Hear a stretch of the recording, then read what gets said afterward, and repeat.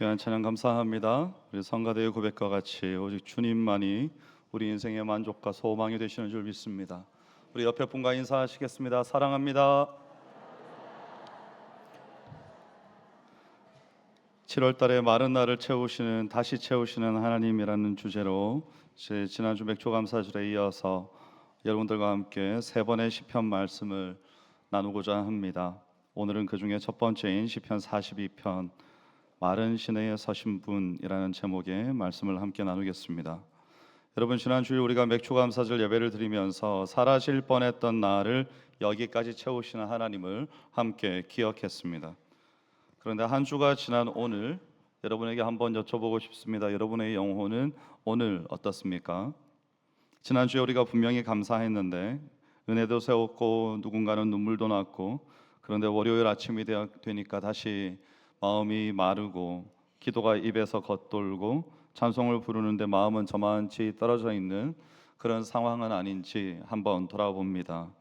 이런 자신을 보면서 내 믿음이 잘못됐나, 내가 하나님을 오해했나, 이렇게 생각하시는 분들도 계실 것 같습니다. 오늘 본문이 바로 그 자리에 계신 분들을 위한 말씀입니다. 성경은 이 메마름을 부끄러워하지 않고 시편 제2권을 여는 첫 자리에 이 마른 영혼의 노래를 세워두었습니다. 이 노래를 지은 사람이 누구인지 한번 보십시오. 표제어가 이 노래를 고라 자손의 것이라고 밝힙니다. 여러분, 고라가 누구입니까? 민수기 16장에서 모세를 거슬러서 반역하다가 땅이 입을 벌려서 삼켜진 그런 민족입니다. 그 가문이 그날 지워졌어야 했습니다. 그런데 민수기 26장 11절이 뭐라고 짧게 말하는가 하면 그러나 고라의 아들들은 죽지 아니하였더라, 이렇게 말씀합니다. 심판의 한복판에서 살아남은 그 후손들이 나중에 누가 되는가 하면 훗날 성전의 성가대가 된 겁니다. 지난주 제목이 뭐였죠? 자, 좀 전에 말씀드렸는데 사라질 뻔했던 나를 였습니다. 오늘 본문은 바로 그 사라질 뻔했던 가문의 이야기입니다. 은혜로 살아남은 사람도 말을 수 있죠. 성전에서 노래하는 사람도 낙심합니다. 그런데 그 낙심을 가지고 그가 무엇을 했는지 오늘 이 본문이 우리에게 길을 알려주는 겁니다. 시인이 지금 어디 있는지 6절 말씀이 우리에게 말해주는데요. 내가 유단 땅과 헤르몬과 미살산에서 주를 기억하나이다, 이렇게 말씀합니다. 이스라엘의 최북단이죠. 예루살렘 성전에서 갈 수 있는 가장 먼 국경지대입니다. 이 헤르몬의 눈이 녹아서 그 물이 쏟아져서 요단강의 발원지가 되는 것 아닙니까? 사방에 물소리가 가득한 땅입니다. 여기에 이 시에 아주 뼈아픈 역설이 있습니다. 시인이 지금 물이 가장 많은 곳에서 목말라 죽어가고 있다는 말씀입니다. 폭포가 굉음을 내는 땅이지만 그의 영혼은 바싹 마른 광야가 되었습니다. 세상에 물이 아무리 많아도 영혼의 갈증은 채우지 못한다는 것을 지금 그의 처지 자체가 우리에게 증언을 해주고 있는 겁니다. 그러면 그가 왜 거기 있습니까? 4절에 보면 그는 본래 절기순례의 행렬을 인도하던 사람이었고 성전에서 찬양을 맡았던 사람입니다. 같은 고라 자손의 시인 시편 84편 10절은 이렇게 고백합니다. 악인의 장막에 사는 것보다 내 하나님의 성전 문지기로 있는 것이 좋사오니, 이 말은 성전이 인생의 전부였던 사람이라는 말입니다. 아마도 여기 앞에 이렇게 부채꼴 모양으로 이렇게 앉아 계신 우리 어르신들은 평생 성전이 너무너무 좋아서 성전이 내 인생의 전부였던 분들 이렇게 앉아 계시지 않을까 생각합니다. 그런 그가 지금 성전에서 끊어져서 북방 변경에 와 있는 겁니다. 전쟁 포로였는지 혹은 병들어서 낙오했는지 본문이 말하지 않습니다. 본문 전체가 보여주는 게 뭔가 하면 그가 제 발로 예배의 자리를 떠난 것이 아니라 떠밀려 나왔다는 것입니다. 그리고 3절에 보면 사람들이 종일 그를 찌른다고 말합니다. 내 하나님이 어디 있느냐, 이렇게 내 하나님이 살아있다면 너는 지금 왜 이 꼴이냐 라고 조롱을 하는 겁니다. 사랑하는 성도 여러분, 영혼의 마름은 믿음이 없어서만 오는 것이 아닙니다. 하나님의 집을 사랑하던 사람이, 예배를 인도하던 사람이 메마르게 되었습니다. 오늘 마른 채로 이 자리에 나온 분이 계신다면 자책부터 하지 마십시오. 여러분은 지금 고라자손이 앉았던 자리에 어쩌면 앉아 계실 수도 있습니다. 우리가 이 구절에서 흔히 맑은 시냇가에서 냇물을 마시고 있는, 물을 마시고 있는 사슴, 그런 그림 같은 어떤 풍경을 떠올릴 수 있습니다. 사슴이 시냇물을 찾는다니까 그런 풍경을 떠올릴 수 있죠. 근데 원문은 정반대의 그림입니다. 이 갈급하다로 번역되어 있는 히브리어 동사 아라그가 구약 전체에서 여기와 또 요엘서 1장 20절 단 두 곳에 나오는데, 요엘서의 문맥은 가뭄으로 시내가 다 말랐습니다. 들이 다 타버렸습니다. 그래서 들짐승들이 갈 곳도 없고 먹을 물도 없고 하늘을 향해서 헐떡이면서 우는 장면, 짐승이 갈증으로 내지르고 있는 신음이 바로 이 갈급하다라는 동사입니다. 그러니까 1절의 실제 그림은 가뭄이 온 땅을 태우고 광야에 물이라고는 하나도 없고 사슴이 물길을 기억하고 찾아왔는데 바닥이 갈라져 있는 마른 골짜기밖에 없는 겁니다. 그 위에서 사슴이 목을 빼고 헐떡이면서 우는 거죠. 편안하게 마시는 사슴이 아니라 죽어가고 있는 사슴의 모습입니다. 시인이 하나님을 좀 더 가까이 느끼고 싶다, 이런 경건한 소원을 말하는 게 아니라 하나님이 없으면 지금 나는 죽는다, 이 사활을 건 현장에 있는 겁니다. 내 영혼의 그 네페시가 본래 목구멍을 가리키는 말에서 나왔다는 것도 우연이 아니죠. 타 들어가는 목구멍을 포함한 이 온 존재 전체가 하나님을 향해서 그 갈증으로 타오르고 있다는 겁니다. 2절에서 시인이 하나님을 살아계시는 하나님이라 부릅니다. 왜 이 호칭을 붙일까요? 3절의 조롱에 보면 내 하나님이 어디 있느냐, 이 말은 곧 너의 하나님은 이제 죽었잖아, 이렇게 사람들이 한다는 말이죠. 그 한복판에서 이 시인이 이를 악물고 뭐라고 말을 하는가 하면 아니다, 나의 하나님은 지금도 살아계신다, 이렇게 말을 하고 있다는 것이죠. 그의 눈물이 3절의 쥐야로 내 음식이 되었다, 이렇게 말을 합니다. 밥 대신에 눈물을 삼키는 나날이죠. 그런데 보십시오, 그의 괴로움이 하나님이 계신가가 아니고 살아계신 그분을 내가 언제 다시 배울까, 이렇게 말을 합니다. 지난날에 대한 어떤 회의가 아니라 그리움인 거죠. 마음의 그리움이 사무치고 있는 겁니다. 하나님이 없어서 우는 것이 아니라 계신 것을 알기 때문에 더 목마른 것입니다. 그런데 그 그리움이 이 시인을 과거로 데리고 갑니다. 4절에서 시인이 절기의 무리들을 인도하던 좋은 시절을 기억합니다. 그 결과가 뭔가 하면 이제 이 일을 기억하고 내 마음이 상하는도다. 좋았던 기억이 위로가 아니라 그 인생의 칼이 되는 순간입니다. 그때는 은혜가 뜨거웠는데 과거의 은혜가 현장의 메마름을 지금 더 도드라지게 만드는 겁니다. 지난주에 감사하고 어쩌면 이번 일주일을 지나오면서 감사하지 못한 하루하루들을 지나다가 오늘에 오신 여러분들의 삶이 그와 같을 수 있습니다. 그런데 시인이 기억을 버리지 않습니다. 5절에서 방향을 틀죠. 그리고 8절에 이르면 같은 기억이 이렇게 바뀝니다. 낮에는 여호와께서 그의 인자하심을 베푸시고 밤에는 그의 찬송이 내게 있어 생명의 하나님께 기도하리로다. 이 4절의 기억은 잃어버린 것을 가리켰습니다. 그리고 8절의 기억은 변치 않으신 분을 가리킵니다. 기억을 어디에다가 겨누느냐에 따라서 낙심과 소망이 갈라지는 겁니다. 그 전환의 자리에 몇 절이 있는가 하면 5절 말씀이 있습니다. 이 5절이 이 시의 심장입니다. 낙심하다라고 번역되어 있는 이 말은 몸이 꺾여서 바닥까지 털썩 주저앉는 그런 광경입니다. 불안해하다라는 말은요, 본래 바다가 우는 소리, 물이 막 뒤집히면서 굉음을 내는 그런 걸 말합니다. 그런데 7절에서 시인이 자기 처지를 어떻게 그리는가 하면 주의 폭포 소리에 깊은 바다가 서로 부르며 주의 모든 파도와 물결이 나를 휩쓸었나이다. 밖에서는 헐몬산의 경류가 막 으르렁거리면서 내려오고 있고 내 안에서는 내 영혼이 똑같은 상황에 처했다는 말입니다. 세상의 소음이 내 안에 소음이 되어버린 상태, 이것이 낙심의 실체입니다. 그런데 시인이 하는 일을 한번 보십시오. 그가 영혼의 소리를 듣고만 있지 않고 영혼을 향해서 돌아서서 말을 겁니다. 내 영혼아, 네가 어찌하여. 여기에 낙심을 다루는 이 성경의 지혜가 있는 겁니다. 낙심한 영혼은 종일 우리에게 말을 겁니다. 다 소용없어. 하나님이 이미 다 너를 잊으셨어. 이제는 끝난 거야. 이렇게 하루 종일, 어쩌면 우리가 내버려 두면 하루 종일, 우리의 평생 우리에게 그렇게 말을 걸 겁니다. 그리고 우리는 하루 종일 그 소리를 듣고 사는 겁니다. 그런데 시인은 듣기를 멈추고 이제 말하기 시작합니다. 자기 영혼을 앞에다 세워놓고 마치 신문하는 듯이 영혼을 향해서 명령하는 거죠. 너는 하나님께 소망을 두어라, 이렇게 말하는 겁니다. 감정이 바뀐 다음에 하는 말이 아닙니다. 여전히 마르고 여전히 눈물이 흐르는 그 자리에서 자신의 의지로 자기 영혼에게 선포하는 거죠. 이 후렴이 42편 11절과 43편 5절에서 두 번이 더 반복이 됩니다.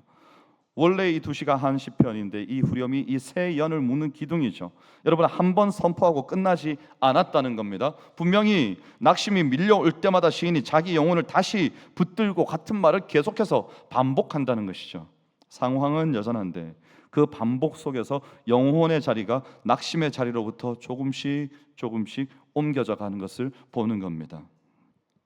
그런데 성도 여러분, 이 시에는 끝내 풀리지 않는 것이 하나 있습니다. 시인은 너는 하나님께 소망을 두라고 선포했는데 시가 끝나도 그는 여전히 북방에 있고 갈증은 여전히 갈증입니다. 이 목마름이 도대체 언제 누가 채울까? 성경은 이 질문을 그냥 내버려 두지 않습니다. 시인이 그토록 돌아가고 싶어 했던 자리, 절기를 지키는 무리들이 있는 자리, 다 함께 하나님의 이름을 높이던 그 자리가 있었죠. 이스라엘의 절기 중에 물과 가장 깊은 관련이 있는 절기를 하나 꼽으라면 초막절입니다. 이래 동안 날마다 제사장이 실로암 못에서 물을 길어 올라와서 제단에다가 부었습니다. 백성들은 그 물을 보면서 광야에서 우리에게 물을 주셨던 하나님을 기억했습니다. 그 절기의 마지막 날, 그 이래 동안 쏟아부은 물로도 채워지지 않는 사람들 앞에 한 분이 일어나셨습니다. 요한복음 7장 37절 말씀입니다. 우리 함께 읽어봅니다. 명절 끝날 곧 큰 날에 예수께서 서서 외쳐 이르시되 누구든지 목마르거든 내게로 와서 마시라. 아멘. 여러분, 목마른 자는 성전으로 오라, 이 말이 아닙니다. 내게로 와서 마시라. 시인이 성전에서 찾던 물이 사실은 성전이 가리키는 한 분이었던 겁니다. 그런데 그 예수님이 어느 밤에 시편 42편의 자리로 내려가셨습니다. 겟세마네에서 주님이 이렇게 기도하십니다. 마태복음 26장 38절 말씀에 보면 내 마음이 매우 고민하여 죽게 되었으니 너희는 여기 머물러 나와 함께 깨어 있으라. 초대교회가 읽었던 72년 성경으로 이 말씀과 시편 42편 5절 내 영혼아 내가 어찌 낙심하며 이걸 나란히 놓으면 글자 그대로 같은 말입니다. 낙심한 시인의 노래가 그 밤에 하나님의 아들의 기도가 된 겁니다. 그리고 십자가죠. 절기 끝날에 내게로 와서 마시라고 외치시던 바로 그 입술이 이제 십자가에서 뭐라고 말씀하시는가 하면 내가 목마르다 말씀하신 겁니다. 여러분, 우리가 여기서 잠시 멈춰야 됩니다. 생수의 근원께서 지금 목마르다 하시는 겁니다. 시편 42편에 이 사슴이 헐떡이고 있는 그 마른 시내의 바닥, 마치 우리가 인생의 온갖 고난과 역경 가운데 내던져진 것 같은 그 인생의 바닥에 이번에는 하나님의 아들이 서신 겁니다. 그리고 그분이 우리의 갈증을 대신해서 끝까지 당하셨기 때문에 이제 목마른 우리에게 마르지 않는 샘이 열리게 된 것이죠. 내가 주는 물을 마시는 자는 요한복음 4장 14절이죠. 영원히 목마르지 아니하리니 내가 주는 물은 그 속에서 영생하도록 솟아나는 샘물이 되리라. 시인이 물을 찾아서 성전으로 가야 했습니다. 그런데 그리스도 안에 있는 우리는 샘이 우리 속으로 들어왔습니다. 내가 어느 때에 나가서 하나님의 얼굴을 배울까라는 질문의 대답이 예수 그리스도라는 것입니다. 하나님의 얼굴이 우리의 마음 속으로 들어오셨고 그 마음을 지고 죽으시고 이제 다시 사셨으므로 너는 하나님께 소망을 두라는 이 선포는 막연한 선포가 아닙니다. 성경에 적혀있는 글자가 아닙니다. 기도할 때 그냥 아무 의미 없이 주여 주여 외치는 우리의 외침이 아니라는 것입니다. 그 말 뒤에 우리를 구원하시기 위해서 친히 십자가를 지신 그 예수 그리스도의 피 흘리는 십자가가 지금도 서 있다는 것 아닙니까? 그래서 이제 우리가 마른 영혼으로서 이번 주에 함께 해야 될 일이 있습니다. 첫 번째는 이 메마름을 숨기지 말고 하나님 앞에 가지고 나오는 겁니다. 시편 42편이 성경에 있다는 이 사실 자체가 그것을 가져와도 된다는 허락입니다. 여러분 금요기도회를 참석하시면 제가 앞에서 이제 찬양하고 기도 제목을 던지고 함께 기도할 때 제가 쏟아내는 탄식들을 들으실 겁니다. 하나님 왜 우리에게 응답하지 않으십니까? 하나님 왜 우리의 마음이 이렇게 차갑게 식은 그대로 내버려 두십니까? 라고 제가 여러분 앞에 큰 소리로 탄식하며 외치며 기도회를 인도해 나갈 때 여러분 제가 믿음이 없어서 그런 기도를 하는 겁니까? 아니죠. 우리의 현 주소, 우리의 모두의 마음을 함께 하나님 앞에 올려드리는 것 아닙니까? 오늘 내가 하나님을 만나고 싶고 오늘 내가 하나님을 경험하고 싶으며 이런 내 인생도 변화될 수 있다고 말씀하시는 그 하나님의 은혜가 내게 쏟아졌으면 좋겠는데 왜 오늘 나를 내버려 두십니까? 왜 오늘 나는 이렇게 답답한 것이고 왜 내 마음은 이렇게 굳어 있는 것입니까? 이런 것들은 여러분 탄식이지만 원망과 불평이 아니죠. 하나님을 부르는 겁니다. 하나님 제 소리가 들리십니까? 계속해서 부르는 것이죠.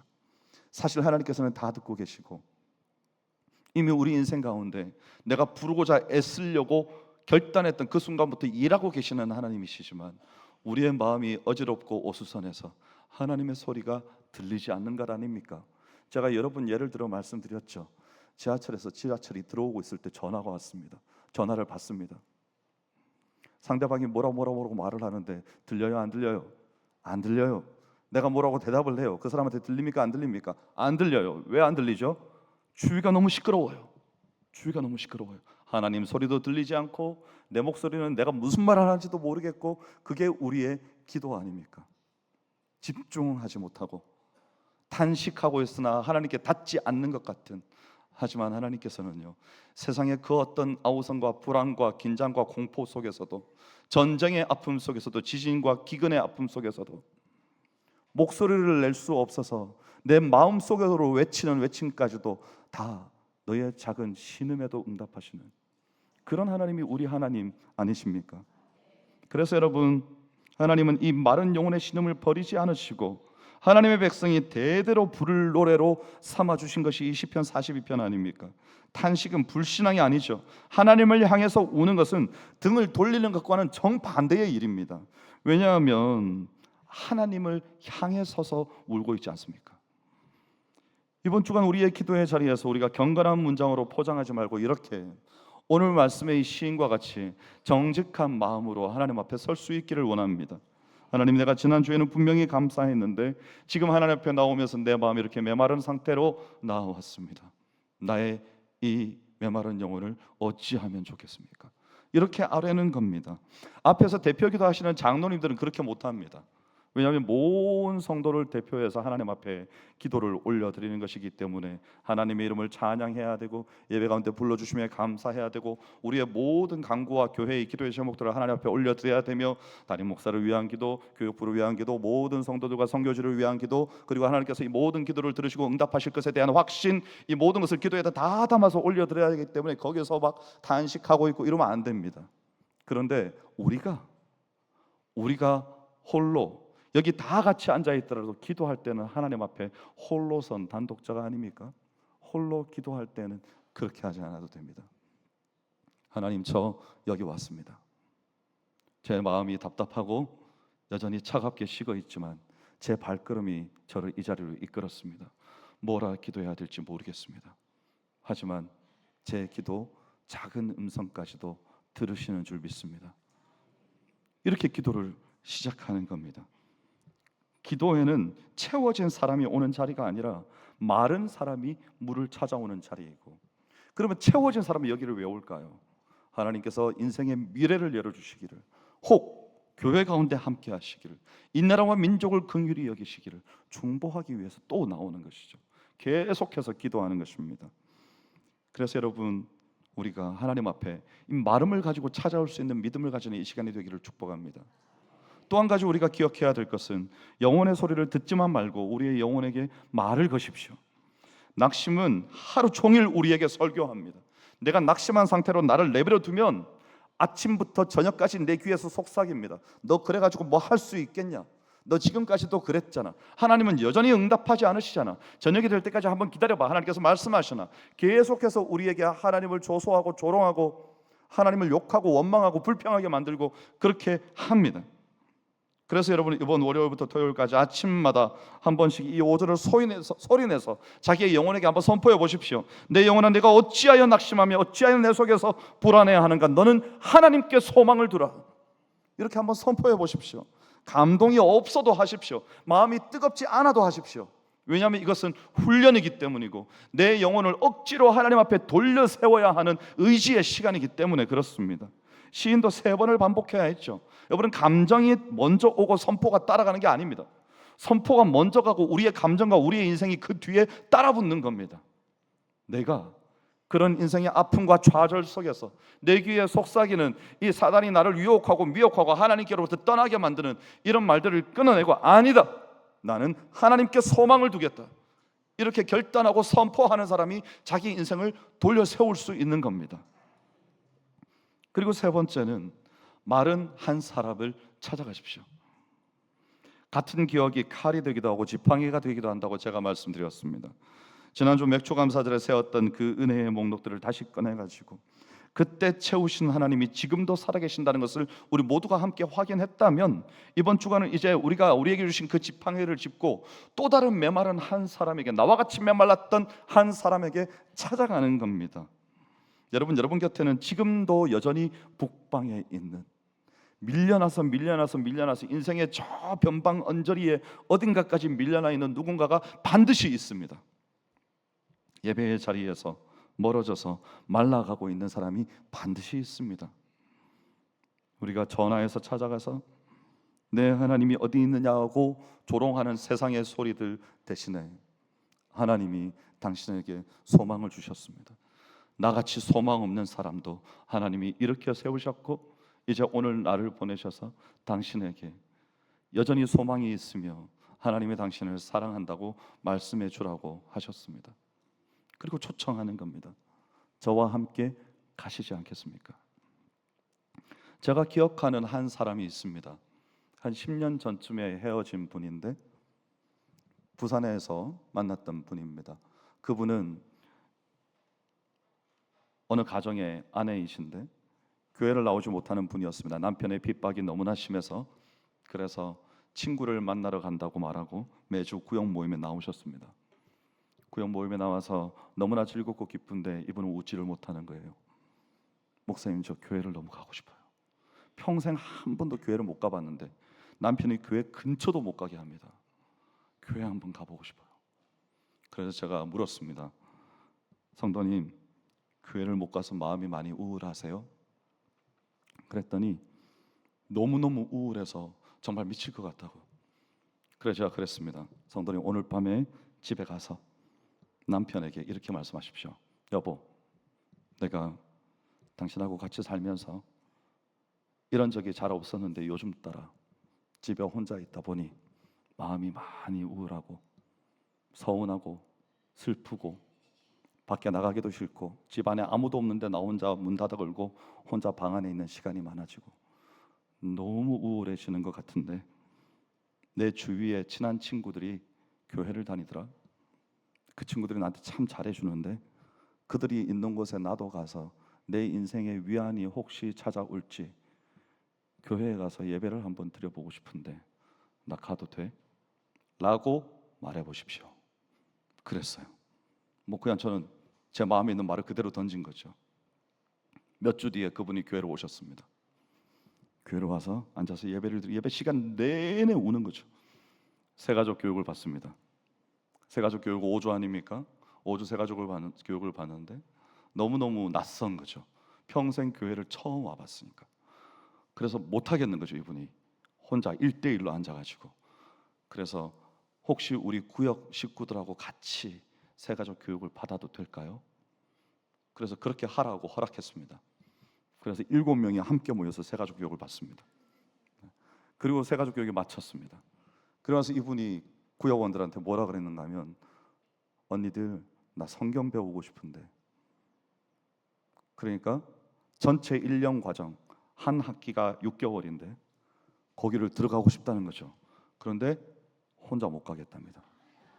그래서 온 구역원이 다 같이 이미 다 이수했는데 다시 가서 그분과 함께 그 성경 과정을 1년 동안 이수를 하고 그 위에 훈련, 상위 훈련까지 다 같이 받고. 여러분 왜 그렇게 하죠? 귀찮겠죠? 엄청. 이렇게까지 해야 되나? 뭐 그렇게까지 해야 됩니까, 목사님? 그런 생각하고 계신 분들도 계시죠? 그런데 여러분, 한 영혼을 하나님의 사람으로 세운다는 것은 인생의 낙심과 슬픔과 긴장과 불안 가운데 방치되어 있던 한 사람을 그리스도 안에서 함께 예배드리고 찬양하며 그가 자기의 정체성을 발견할 수 있도록 도우면서 그와 함께 한다는 것은 그런 헌신, 그런 희생, 그런 노력이 필요한 겁니다. 우리는 어쩌면 누군가를 데리고 오겠다, 누군가를 하나님의 사람으로 만들겠다고 생각하면서 금요일 날 나와서 수요일 날 나와서 하나님 누구 기억해 주셔야 돼요. 그 사람 교회 나와야 되거든요. 얼마나 힘들게 살고 있는지 몰라요. 이렇게 기도하고 끝내버리는 사람일 수 있습니다. 내 발걸음은 움직이지 않는. 어쩌면 그 사람은 와서 누군가 자기의 이야기를 좀 들어주었으면 오늘의 이 힘들고 어려운 인생길 가운데 내 인생에 한탄할 사람 없고 들어주는 사람 없는데 누가 와서 좀 내 마음을 시원하게 해주었으면 기다리고 있을 수 있는데 우리는 기도함으로 끝내고 그냥 지나가면서 이제 교회 한번 가야지 한번 말한 것으로 전도를 끝내고 그리고 그 영혼이 어떤 슬픔과 아픔과 힘들고 어려운 상황 가운데 처해 있는지 읽으려고 하지 않는, 그래서 너무나 편안하게 그리스도의 사명을 감당하고 있는 우리의 인생은 아닌가 생각해 봅니다. 그래서 여러분 찾아가십시오. 메말라 있는 한 영혼을 찾아가십시오. 당장 막 멱살 잡고 끌고 오라는 말이 아닙니다. 제가 말씀드렸죠. 우리 부흥회가 있고 부흥회 다음에는 새가족 초청 주일이 있을 겁니다. 제가 혼자서 많이 고민하고 있습니다. 어떻게 하면 더 많은 분들이 와서 그리스도의 복음을 듣고 마음의 위로를 얻고 그리고 변화되어 돌아갈 수 있을 것인가? 여러분 그때를 위해서 지금부터 준비하는 겁니다. 기도하십시오. 계속해서 만나십시오. 그리고 교회 가자 이렇게 닥달하면 오고 싶던 사람도 안 옵니다. 그렇게 하지 마십시오. 오늘은 그냥 너 얘기 좀 듣고 싶어서 그냥 들렀네? 그러면 가서 그냥 앉으세요. 앉아서 그 얼굴을 쳐다보고 요즘 많이 힘들었나 봐. 얼굴이 수척해졌다. 살이 빠졌나 봐. 이러면서 그냥 말을 거세요. 그리고 들어주십시오. 그 다음 날 혹은 그 다음 주 또 찾아가십시오. 찾아가서 또 얘기하십시오. 오늘도 지나다가 들렀다. 이건 오다 주었네. 이런 건 주세요. 그러면 또 얘기를 들어주세요. 그가 말을 못하거든 여러분의 힘들고 어려웠던 인생길 가운데 하나님이 어떻게 건지셨는지 말씀하십시오. 대신에 너무 많이 말씀하지 마세요. 그리고 그의 이야기를 들어주십시오. 그 다음 주에 또 가십시오. 그래서 여러분 전도는 관계입니다. 우리 주께서 우리의 멱살 잡고 우리를 여기다 데려다 놓지 않았습니다. 어떻게 하셨습니까? 내가 너를 사랑한다고 말씀하시면서 내가 너의 죄를 대신해서 내 친히 십자가를 졌다 말씀하시고 이것이 내가 너에게 베푸는 은혜라 고 말씀하신 그 내용을 누군가가 우리에게 전해 주었습니다. 그때는 아무 생각 없었지만 인생 살다가 괴롭고 힘든 인생길 가운데 어느 날 그 말씀이 내 가슴에 부딪혀 와서 그때 누군가가 나를 대신해서 죽었고 거기 가서 예배드리면 인생의 평안함이 있고 기쁨이 찾아온다 했는데 그러고 한번 와보는 것이죠. 그렇게 우리의 신앙생활 다 처음에 그렇게 시작하시지 않았습니까? 어디 거룩한 사명을 가지고 불타는 열정으로 교회 처음 오신 분이 여기 얼마나 계실까요? 여러분 우리를 기다리는 한 사람이 있습니다. 그 기다리는 한 사람에게 하나님 아버지의 눈물과 하나님 아버지의 아파하심을 가지고 우리가 다가갈 수 있기를 원합니다. 본문의 마지막 말을 기억하면서 오늘 설교를 마무리하고자 합니다. 내가 여전히 찬송하리로다. 상황이 바뀌어서가 아니죠. 아직까지 여전히 복방이 있고 그런데 이 여전히 한마디에 신앙의 전부가 들어있는 겁니다. 마른 날에도 여전히 눈물이 음식이 되는 밤에도 여전히 세상이 내 하나님이 어디 있느냐 하고 조롱하는 그때에도 여전히 우리가 그렇게 할 수 있는 이유는 내가 목마르다 외치시면서 우리의 마름을 대신 지신 그분이 다시 사셔서 살아계시는 하나님으로 우리 안에 영생하도록 솟아나는 샘을 열어주셨기 때문입니다. 이 사라질 뻔했던 고라의 자손이 성전의 성가대가 된 것처럼 사라질 뻔했던 우리가 오늘 이 자리에서 이제 찬송하고 있는 것 아닙니까? 이제 이것을 나의 기쁨으로만 간직하지 않고 주께서 나를 보내시는 것처럼 이제 나도 가서 내 발걸음을 그냥 내 인생의 좋은 것들을 취하는 걸음으로 제한시켜 두지 않고 주께서 나를 보내시는 사람에게 가서 그 사람과 은혜를 전하는, 정직하게 마름을 인정하고 그 마름 가운데 나와서 하나님을 만나기를 원하는 사람들에게 내가 가서 말을 걸어주는 것이죠. 어찌하여 낙심하고 계십니까? 소망을 하나님께 두십시오. 이렇게 누군가에게 우리의 마음에 확신을 주신 그 소망을 전달하는 여러분의 이번 일주일이 되시기를 주의 이름으로 축원합니다. 기도하겠습니다. 하나님 감사합니다. 어떤 상황 가운데서도 낙심하지 아니하고 하나님께 소망을 두고 여전히 찬송하는 우리가 될 수 있기를 원하오니 우리의 발걸음을 친히 인도하여 주시옵소서. 감사드리며 예수님 이름으로 기도하옵나이다. 아멘.